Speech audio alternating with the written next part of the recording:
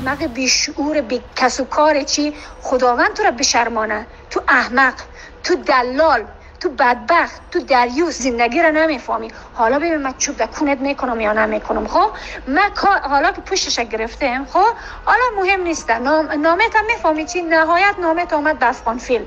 تمام شکایتی که به اداره امور کردی به افغان فیلم آمد، ما باید بهش پاسخ بدیم. حالا ببین من چی کارت میکنم.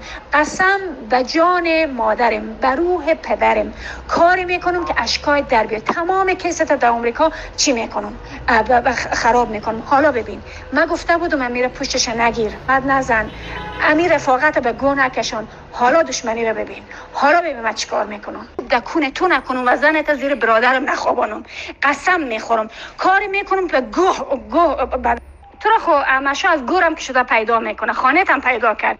فردا که میای من هم امنیته هم پلیسه همه رو سرت میارم. خب میفهمی چیز که یک مرد یک توی کنی پدر نالد هستی رو تو را من گفتم این رفیقم است، تو را سلام تعلیق کرد تو نشست کرد تو برخواست. خب تو نمیفهمی چیزا را فهمیدی؟ الهی دخترت بدبخت بشه، خب بونمو چی از بزرگسالیش دوچار بشه که تو آدم بشی. فهمید؟ حالا ببین من چی کارت میکنم. من گفتم برای سر لج نیار. خاطر 2 مالیه که دولت گرفته تو به من تهمت نابحق میزنی.